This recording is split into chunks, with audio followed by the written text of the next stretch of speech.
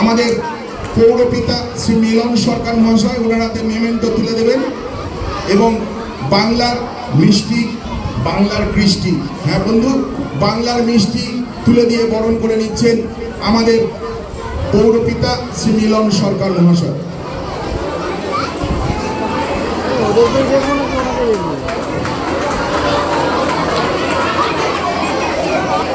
একটু হাততালির সঙ্গে